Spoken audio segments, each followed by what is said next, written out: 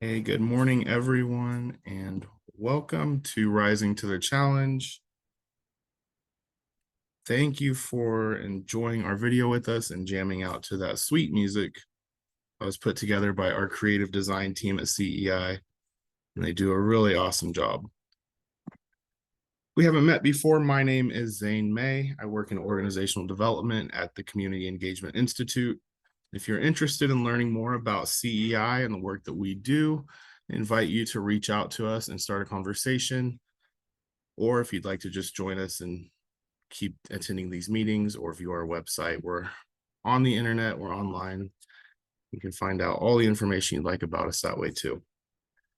I'm joined today by Dr. Tara Gregory and Dr. Sarah Jolly, who will be leading us in this fifth and final workshop.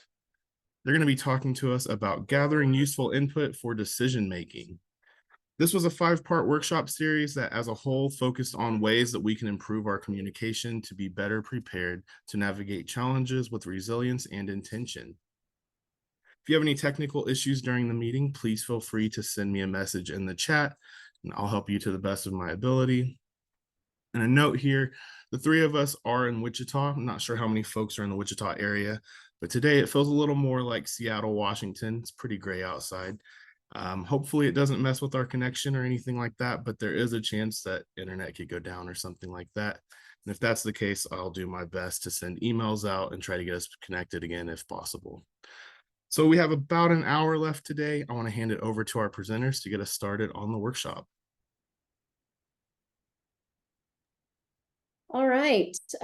Zane forgot to mention that I also have dogs in my surroundings. And so I've given them both a bone. I've shut myself in a room as much as possible and hope that we won't have them joining at any point. But I'm Tara Gregory. I'm the director of the Center for Applied Research and Evaluation. And we're always happy to do these workshops because otherwise we're sitting at our desk writing reports or looking at numbers. And so this is always nice to get to talk and talk to people who are doing good things in the community. So we appreciate these opportunities. I'll let Sarah introduce herself.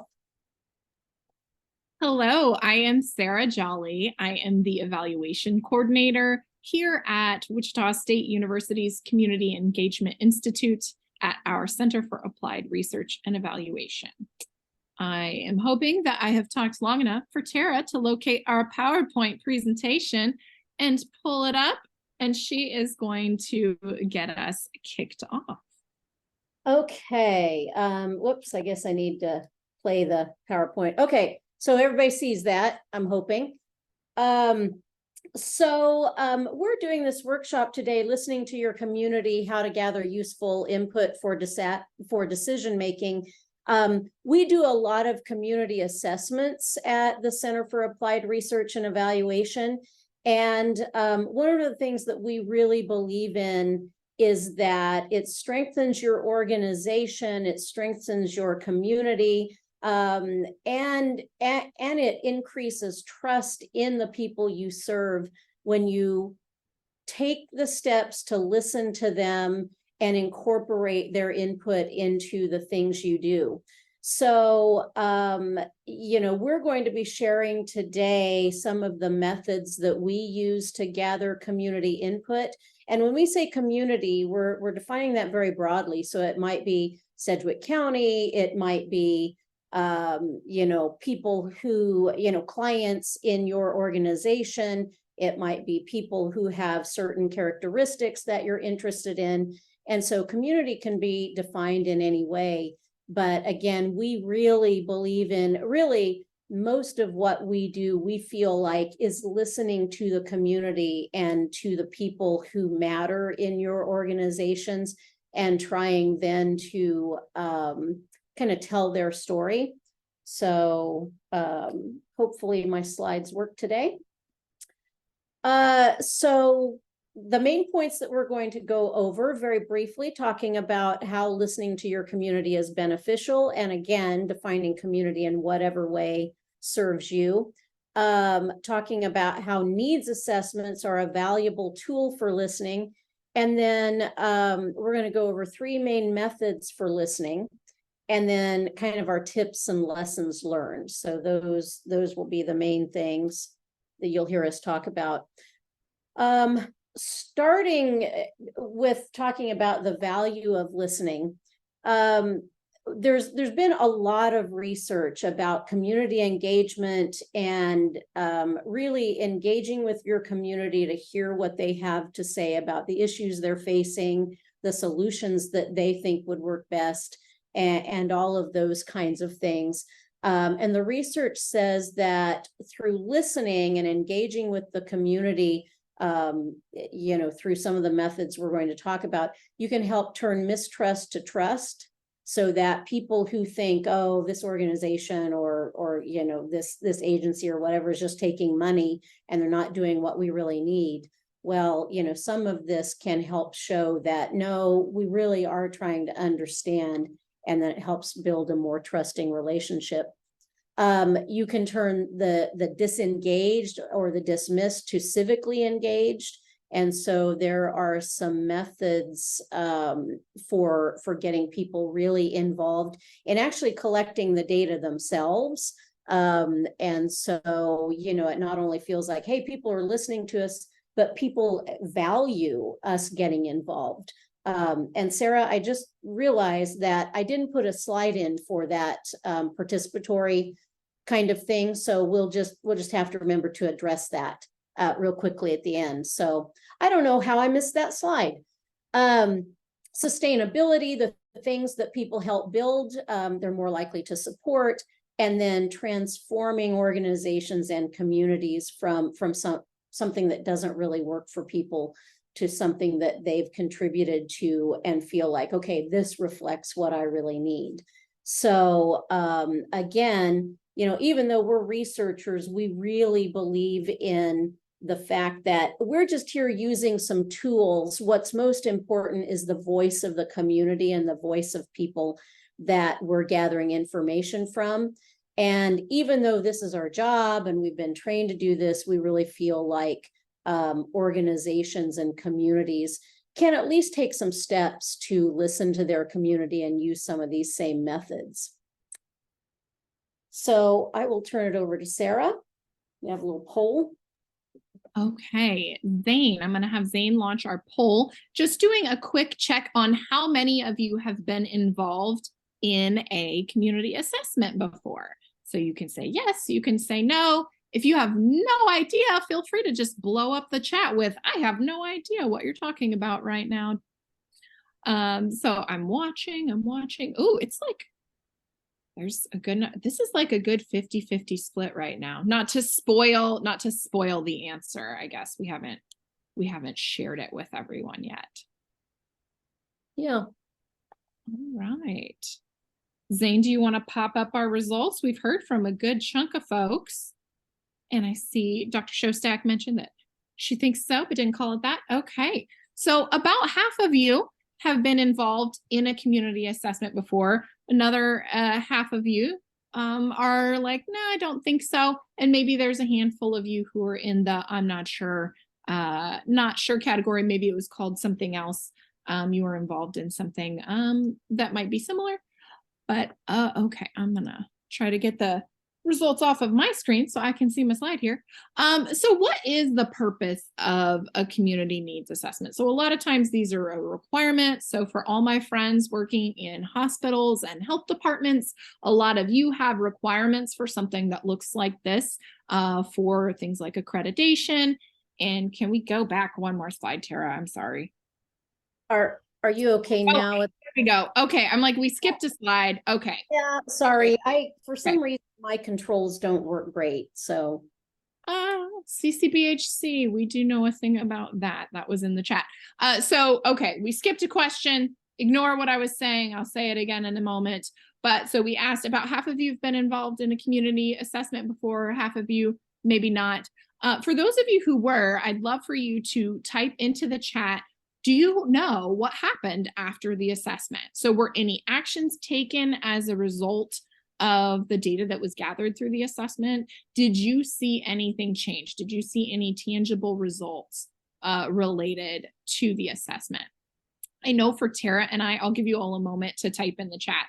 But I know that for Tara and I, some of the best emails that we get are, because most of the time we're involved in doing the assessment, and then we present a report, and then people move along, and we don't necessarily re-engage with them after we've delivered a report. So we love getting emails where people are like, hey, look, here's something that happened in our community as a result of the assessment. We were able to utilize the data in this way, or, you know, different community organizations able to use data. I see that Judy mentioned in the chat, you know, being able to use data in grant applications. That's super helpful. There's some good things being loaded into the chat right now. So I do, thanks, Tara. Being able to, like you all were saying, grant applications to obtain funding to help have different projects in your community, hospital and health departments moving toward you'll hear me talk about CHAWS and CHIPS in a minute, which is one of the things Susan referenced. So we'll go ahead and move to the next slide now, Tara. Hopefully the next slide, we'll see. But I had started to talk a little bit about the purpose of a community needs assessment. So sometimes it is required, as I mentioned, for our friends at hospitals and health departments. Those can be required. And it's not just a compilation of numbers. You'll hear Tara and I talk about secondary data and primary data and different ways you can gather and compile data to find a way to really listen to what's going on in your community. It's a way to make sense of what really matters and to be able to tell a story about what's happening in your community. Also, we talk about utilizing the data to help make decisions, to help drive action in a community. And when you have data that you've gathered in various methods, it can help make those decisions defensible. So we're going to move to the next slide. You heard me say this, a community assessment by any other name. We do have, you'll hear community assessment, community needs assessment, community health assessment, community health needs assessment, and we mentioned the related community health improvement plan. So for our friends, again, who are working in healthcare settings, CHAWS or community health assessments and CHIPS, community health improvement plans. The plan is created as a result of data gathered through the assessment process. These are all methods that are utilized to look at needs and also strengths in communities so that people can make decisions, and it can be different groups. So one or a handful of entities might lead the effort to do the assessment, and then multiple entities can use pieces and parts of that assessment to help advance their work in the community. So ideally, assessments can help inform work in the community and figure out ways to best address needs or concerns that are happening in your community. Next slide. I'm trying. There we go. So some of the components that you might see in a community assessment will be things that describe the demographics of the community, the geography of the community. Oftentimes these, and again, Tara will talk a little bit more about secondary and primary data on the next slide, but you'll see, well, not quite yet. We're having technical difficulty with our slides today. Yeah, sorry about that. It's okay. So some of the components that you'll see, again, descriptions of the community, so demographics, geography, those types of things. You'll also see things that affect health and well-being. So you can see items related to physical health, behavioral health, things like poverty, education, and also issues that might be specific to an organization or a target population. So let's say a childcare organization is really interested in looking into community assessment. There might be items related to childcare availability in the community. So the number of licensed childcare facilities, pre-K programs, things like that. So you might have specific target population information. And then just thinking about how all of these different conditions might affect individuals in the community in different ways. So I'm going to let Tara talk a little bit about primary and secondary data. A lot of those components that I mentioned can have primary data connected to them or secondary data connected to them. So I'll let Tara talk more about that. Okay. So, we're sharing like the very technical details about doing a community needs assessment or, a community assessment. Again, this is something that can be done on an organizational level. It's, it's something where if you just want to listen to your community, we're presenting this as kind of a guide. So maybe what you do doesn't have to be quite as technical as some of the things we do, but we're just, giving this as an overview of this is how community assessments tend to go. And then you do it at whatever scale you can. But this is just a little graphic kind of showing all of the different components that could go into a community assessment. So, all the pieces of data that you might want to pull together because they all kind of help create a story and they feed into each other. And so the secondary data compilation, secondary data just means you didn't collect it. It's data that's already out there. And I'll talk a little bit, I'm going to talk very briefly because this really isn't the focus of today, but I'll talk about some of the sources that are probably easiest to use to gather secondary data. But those are things like, census data, data on, crime stats, data on poverty, food insecurity, that kind of thing that's been collected by a larger organization and is available publicly. I'll talk again a little more about some of the drawbacks to using that kind of data and why you maybe don't want to rely on that completely and why it's so important to get community input. But it does provide a broad representation of kind of where your community is or where they have been, kind of depending on how recent the data is. But we're really focused on the primary data, which is the data that you actually collect yourself. And so we're representing we're presenting information about the most common types of primary data gathering tools. And so some sort of community survey, it may actually be a client survey, depending on who your community is. And so that provides perceptions from a large number of your community.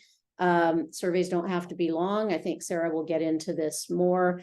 But it's good to just, give people an opportunity to, mark on a multiple choice scale of, yes, I strongly agree, or no, I strongly disagree. That's a way of getting community input. It may not seem like it, but it really is. And so, as long as your questions are decent, that's a good way to get some input back from your community. Often the way we work is we'll do a community survey first, and then we use the results of that to then inform what questions we ask as a follow-up in either interviews or focus groups, because those are options for getting kind of more real life examples. So if I say on a scale of, 1 to 5, how much I like broccoli, and I say it's a 2, you don't know, that I kind of don't like it that well, assuming that 1 is I hate it and 2 is I don't like it very much, but you don't really know why. You don't know, maybe I have a health issue, maybe I had a bad experience with it at a restaurant or something like that.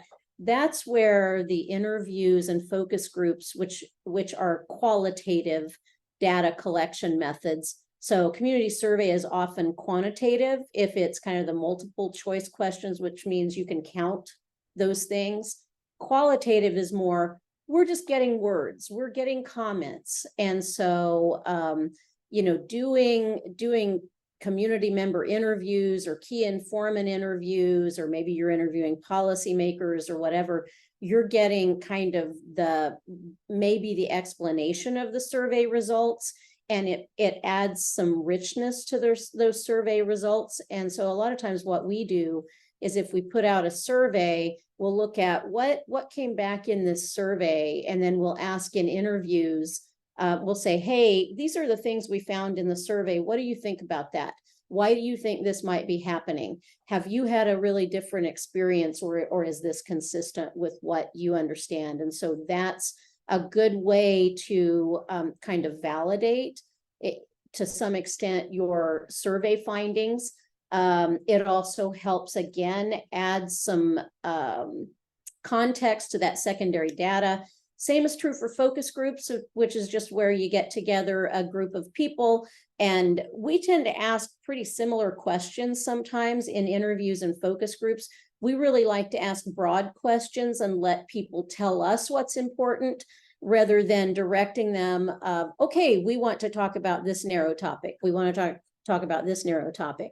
There are times when that is valuable, but we often find questions like, what are the major challenges in this community? What's best about this community? What would you change if you could? Those kinds of questions, you allow people to really say what's most important to them.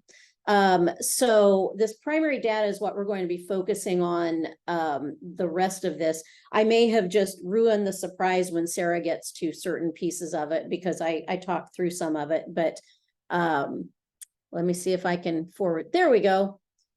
Sorry, I have to find where I am. So I already talked about this. The secondary data is a broad set of indicators. They can be hard to interpret because sometimes you're like, why did this crime rate go up so much in the last year? You don't really know. It's just, an anomaly because you don't have other data to tell you maybe why that happened. And then often because, or sometimes because secondary data requires getting input from a lot of people, a lot of sources. It can be several years old. Like a lot of times we'll look at census data or other kinds of data, and the most recent year might be 2020.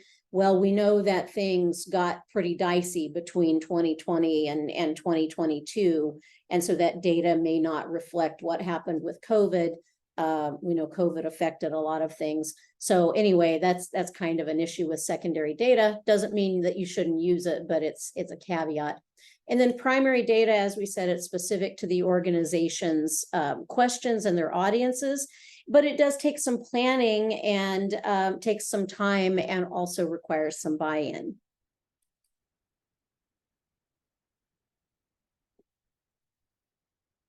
I don't know why my controls are not working. Okay, real quickly, I just wanted to mention the secondary data sources that are probably most common. Census data. I will say the census is difficult to navigate because they slice and dice the data so many different ways. And so you may, get into it and go, I want to know the poverty rate for children. And so, one place where you click, it'll be, here's the poverty rate for 0 to 18-year-olds. And then, if you want to go back and find that data again, you may forget where you got it. And all you can find is, here's the poverty rate for 8 through 25-year-olds. And so, we find it a little bit difficult to work with. But, for people who are comfortable with that, census is a fantastic source of information because they ask so many questions. So if you get in there and dig around a little bit, you'll probably find information in the census that you didn't even know was collected. BRFS is Behavioral Risk Factor Surveillance Survey. And it's a really good survey for looking at health because they ask questions of the people. They do a sample of people in Kansas and they ask things like, how's your health? How has your health been over the last couple of weeks? How's your mental health? What kinds of conditions do you have? Do you get enough vegetables? Do you get enough physical activity? And so that one is a really good resource, and it's through the Kansas Department for Health and Environment. And then the Youth Risk Behavior Survey is the youth component of that. Kansas Communities That Care is another good resource for data on young people. It's a survey of 6th, 8th, 10th, and 12th graders across Kansas. It's primarily focused on risk behaviors, so substance abuse, violence, suicide, those kinds of things. But it does get into kind of family conditions, how close are family members, some things like that. And so it's a fantastic source of information if you're needing to look at what young people are experiencing, and it's really up to date, unless a school district decides not to take the survey. Kansas Health Matters, Robert Wood Johnson Foundation County Health Rankings, really, really good resources because they're basically a compilation of all kinds of data from other sources. And so those two are probably the easiest to use if you're looking at secondary data. So I know I'm probably running over on this, but you know, I just wanted to give you a sense of what secondary data is and how valuable it can be. Couple real quickly things we pay attention to. When you're looking at secondary data, if you want to use this to kind of try to understand your community, pay attention to the metrics of a question, because sometimes it's reported as a percentage of people who are experiencing this. Sometimes it's reported as a ratio of 100 per 100,000 or 95 per 100,000 or 95 per 1,000. And that trips people up sometimes because they'll say, well, you know, 75% had this experience. No, it was 75 out of 1,000. So again, this is another reason why secondary can be a little bit dicey. Again, some data won't be available for all years, or it might be several years old. If you're in a small community, it may be that you won't have data for certain things because not enough people responded. And then again, this question wording and answer categories is always kind of an issue with the census data, because they ask questions about, you know, there may be one topic, but they ask a question about it in 4 or 5 different ways, and then they slice the data in a number of ways. And so you just kind of have to pay attention to those things. So that was that. Again, that's not really the focus of our presentation today. So, but I just wanted to mention that because that is a piece of most community needs assessments. So, all right, Sarah. Okay, so just to reiterate some of the important things to keep in mind with primary data. So secondary data is data you did not collect. It might be relevant to your work. It might be relevant to your community. And there might be more specific things you want to know about, either for your community or for, if it's an organization specific, you might have specific things you would really like to dive into. Maybe you opened a new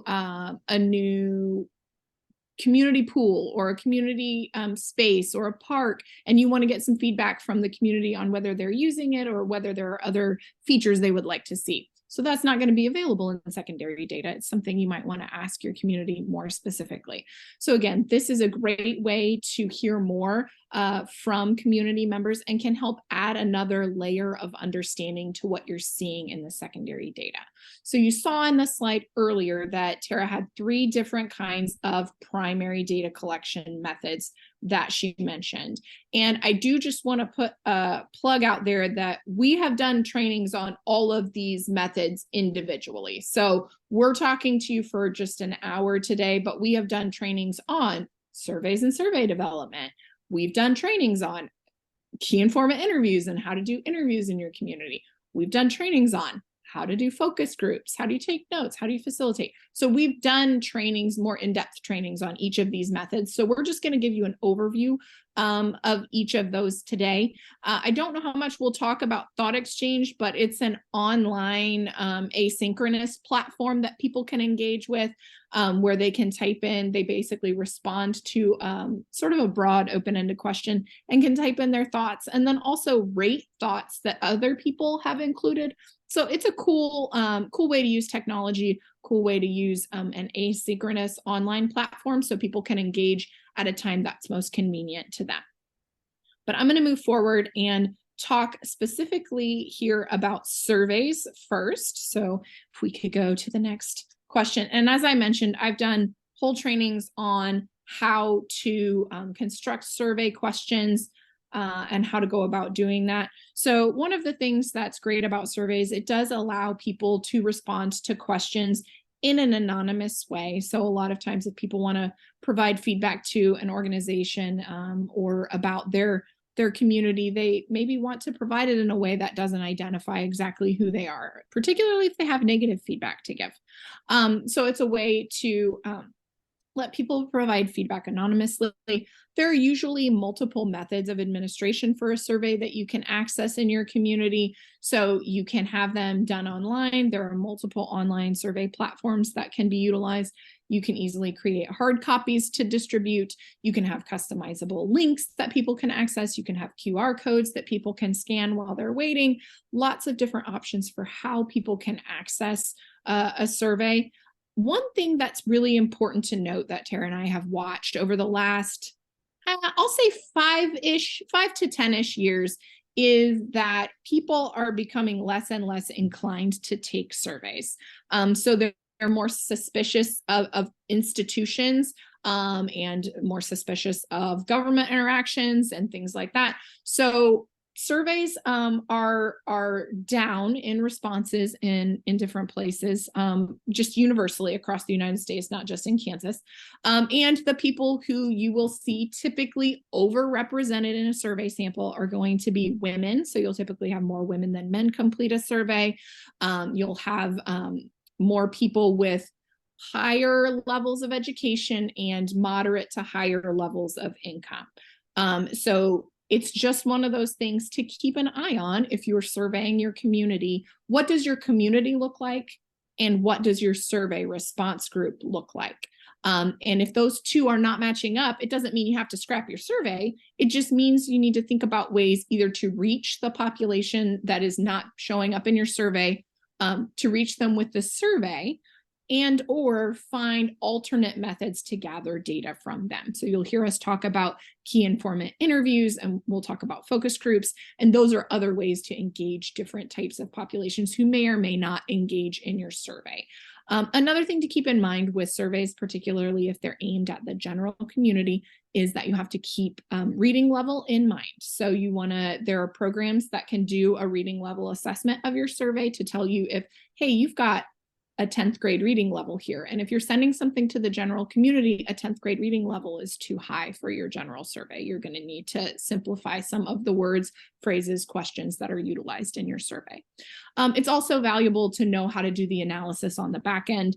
Again, Tara and I do work with organizations all the time where we help construct surveys and do analysis for organizations. So writing a good survey question is a challenge. I have a whole lot of tips and tricks that I go over related to developing good survey questions. We encounter surveys in a lot of different places in our life, and it feels like it should be easy to do one, but it's not easy to do one well. So let's go to the next.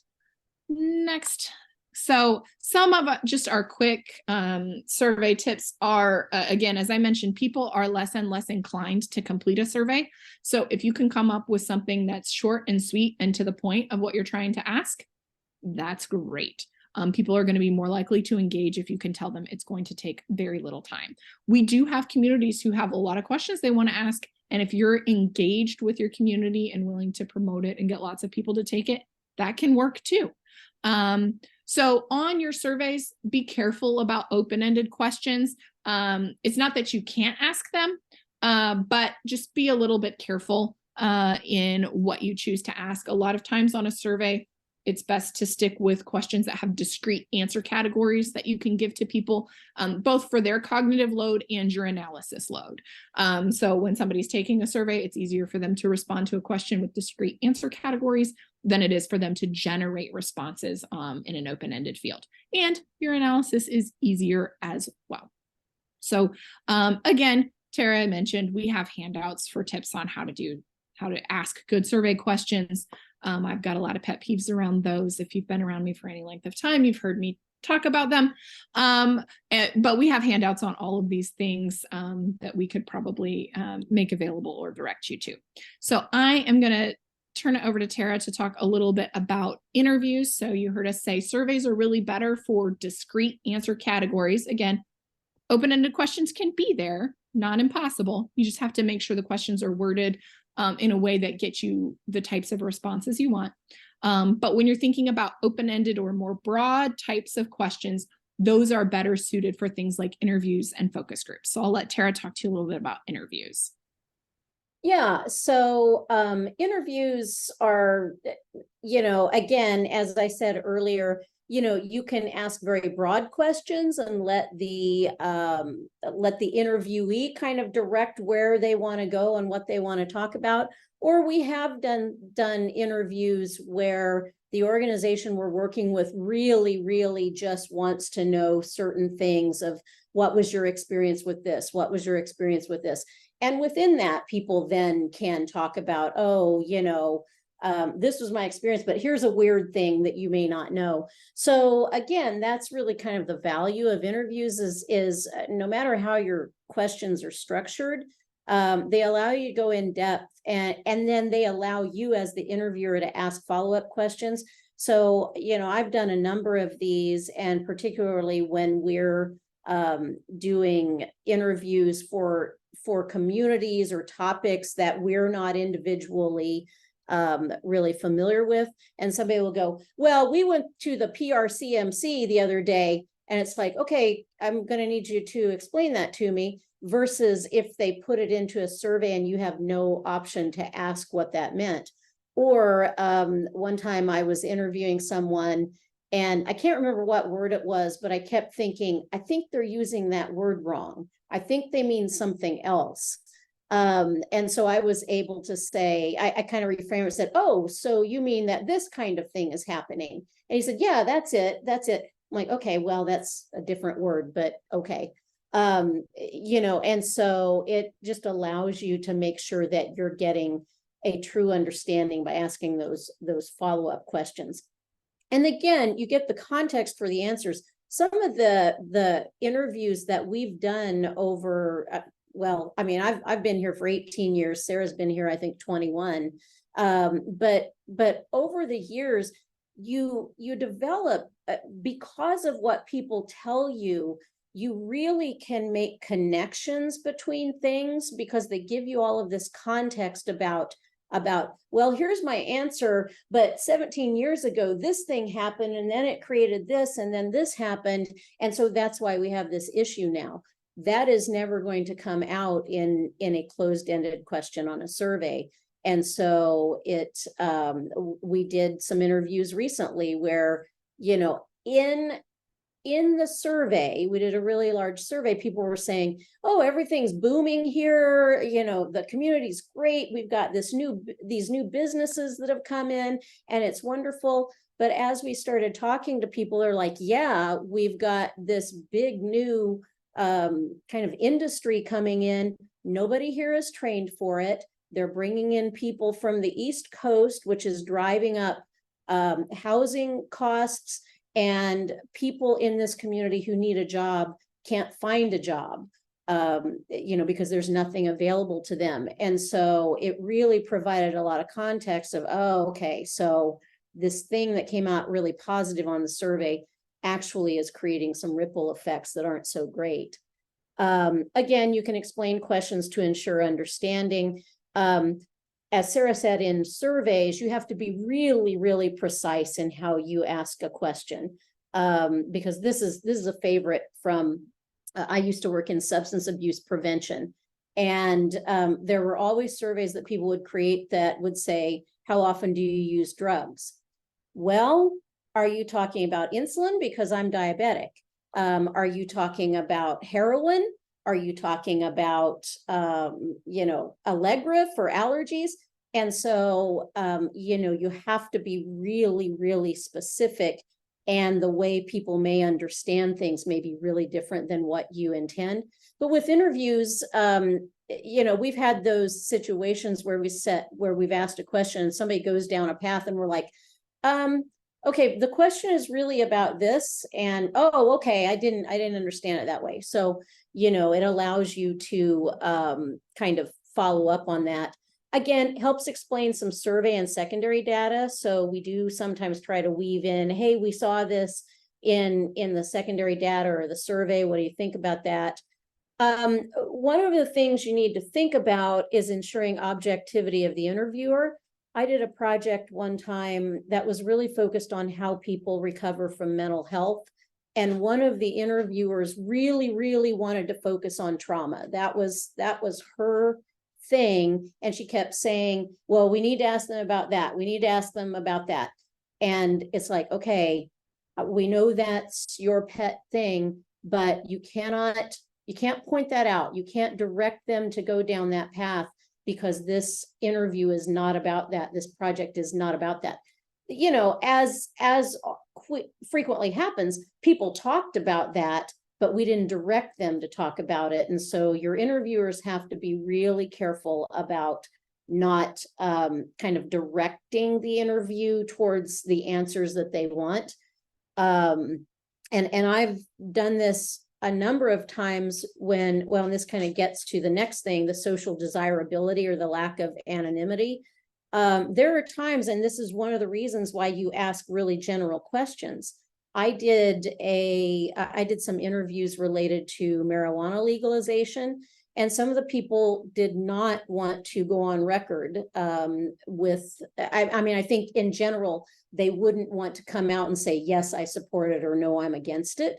But in talking very generally about substance abuse, we caught kind of some reflections of, oh yeah, they're positive about legalization or they're negative about it. And so some of the things that they said came up as kind of themes and context that gave us an answer about legalization, but we didn't direct them that way because we didn't want that social desirability or them feeling like, oh, I'm going to get identified, which we weren't going to do that anyway. But that's one of the things you need to think about in asking questions. And sometimes those very general questions are best for avoiding that social desirability. Some tips, or, you know, just some things about interviews. They can be time consuming. This is something that when we get paid to do them, sometimes people will kind of go, but you're just talking to people for an hour.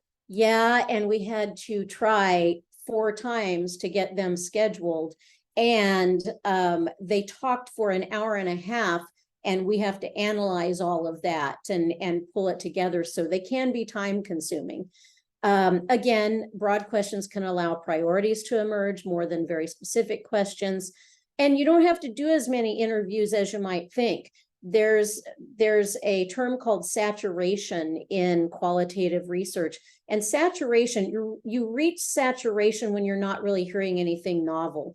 We have found typically that we reach saturation within about 10 interviews, usually, kind of depending on the topic. But Sarah and I have done a community assessment for one community for multiple years. And we will go for, 3 days and interview 25, 30 people. And after the first day, we're like, yep, we're hearing the same thing over and over and over. We do the others because, contractually we said we would. We want to make sure that we're not missing people. But when you start hearing the same things over and over, if you have kind of limited budget, limited time, then you can say, you know what? I haven't heard anything novel in 2 or 3 interviews. We're going to call it.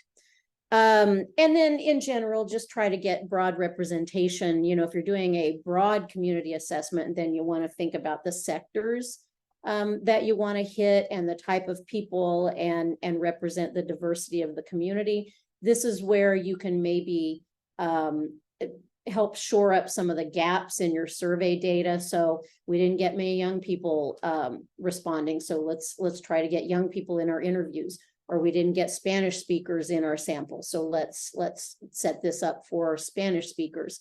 And so, again, you want to try to get as broad representation as you can. All right, Sarah. Okay, I am going to talk a little bit about focus groups. And focus groups are one of my absolute favorite data collection methods. I love to conduct focus groups. I love to have these types of conversations with groups to learn more. I love listening and having these types of conversations. So you heard Tara talk about interviews. Interviews are one-on-one conversations that you're having with people. We have done those in person. We've done them on the phone. We've done them via Zoom. Focus groups, while we can do them virtually, it doesn't, in my experience, it's not as as rich as when you can be in the same room with people. What's most important to keep in mind when doing a focus group is that group dynamics can really impact the conversation. You want to make sure that the people in the room are all going to feel like they can be comfortable sharing and responding to the types of questions that you're going to be asking. Now, scheduling one person might be easier than scheduling a group of people, but finding a space and a time that works for folks can be a little bit challenging sometimes, but usually if you're working with a community or an organization, there are key partners that can help organize those things, schedule those things for you. One of the things about focus groups that Tara and I kind of keep in mind, we might ask, there's some 10 plus or minus 2 people is probably about ideal for a focus group. Can you have more? Sure. Can you have less? Yeah. But I kind of look at 10 plus or minus 2.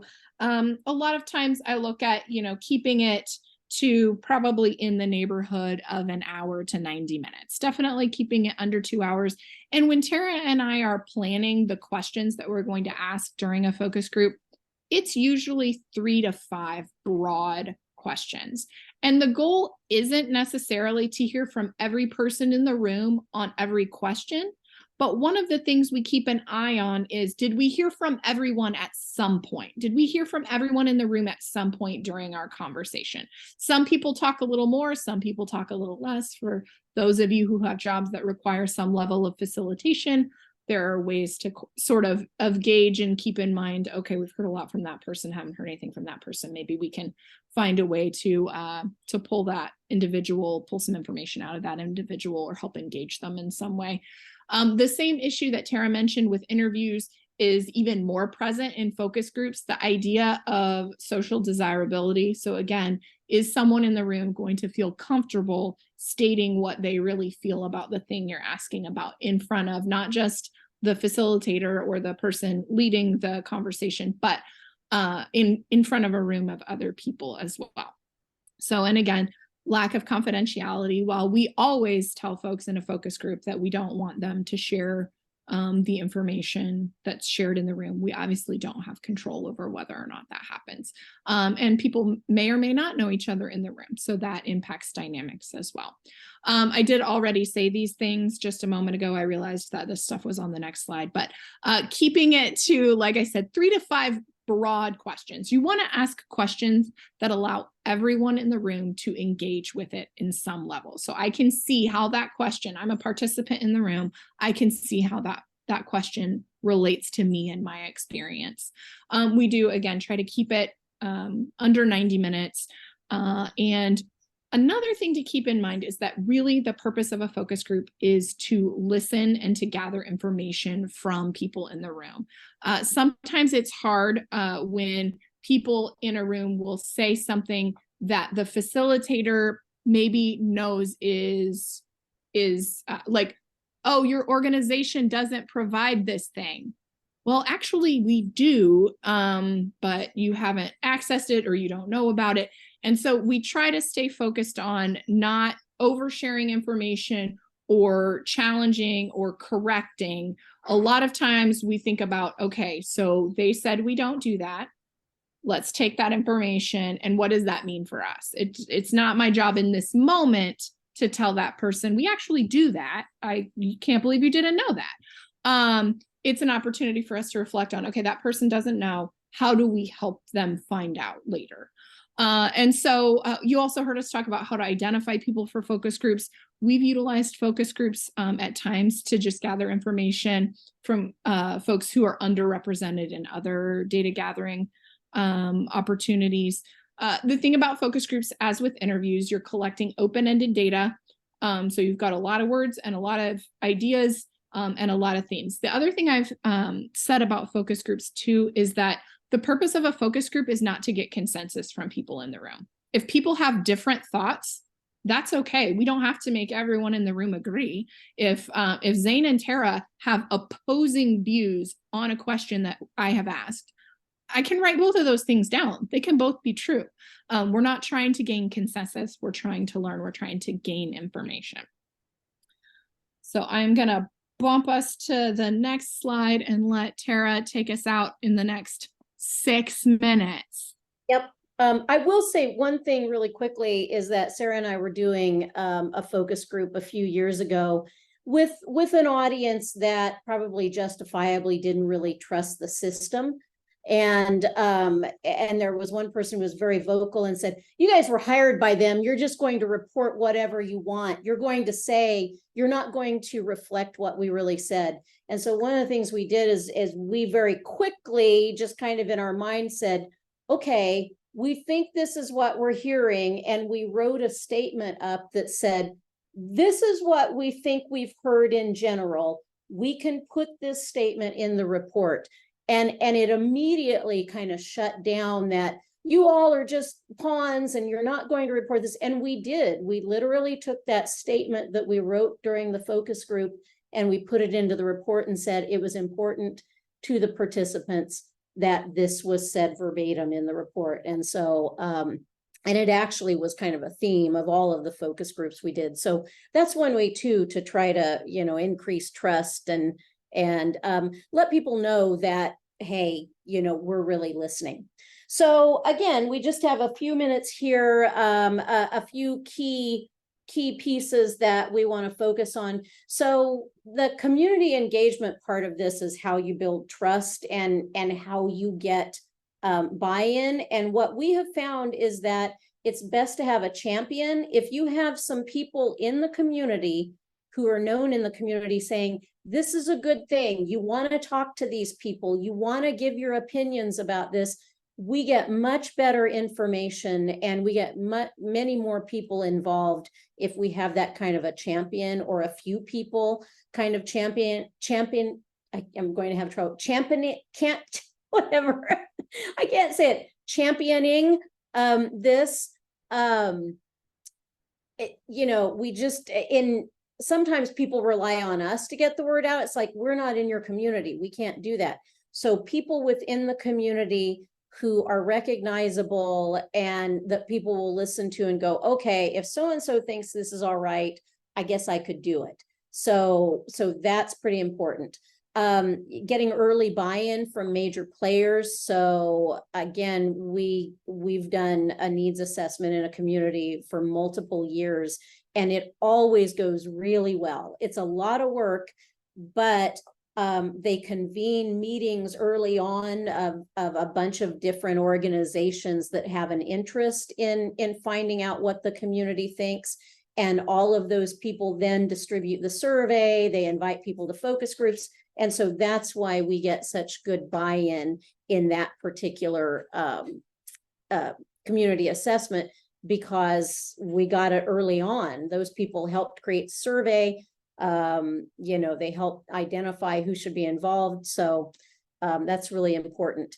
Again, engage advocates for underrepresented groups. We've done focus groups with undocumented individuals. And the reason we were able to do that was because a person that they trusted said, it's important for you to have a say in this.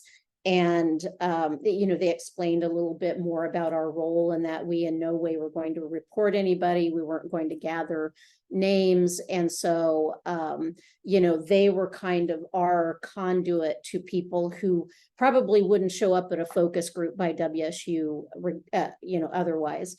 Engaging the media, social and otherwise, we've had the best success when particularly large community, full community assessments, when people are, putting pieces in the paper, they're putting stuff on social media, maybe, the radio does an interview with someone, and really getting the word out that, hey, the community's pulling together. This is important to find out what everybody think. And we have really good responses. And then something that's really important is close the loop by sharing the results. And so don't just take information from people, make sure you give it back and say, okay, we did these interviews, here's what came out of that. Same thing as us, writing down what that, when that person challenged us and we said, we're going to put this in the report, and we did put it in the report, and then that report got distributed widely. I know we're running short on time. If anybody would like to write in any examples they've seen where or they've been involved effectively in community assessments, any examples where results were made accessible and actionable. Otherwise, I'm going to move on and finish this up.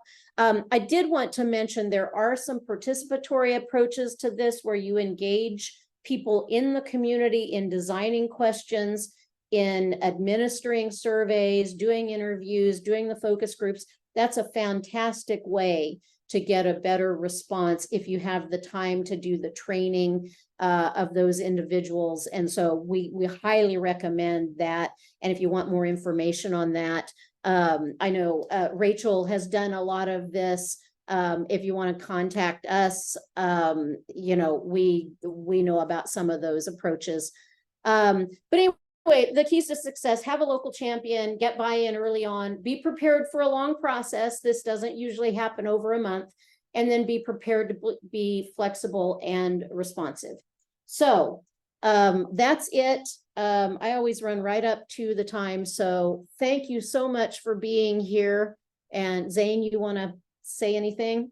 Yes, thank you all for being here. This is our last workshop in this series. We'll return in 2024, and I put an evaluation link in chat. If you'll take that, it lets us know how we're doing and also gives us ideas to provide future workshops. So we take that information, and that's why we did effective communication this time. Thank you all for joining. This will be on YouTube later. Please have a good day.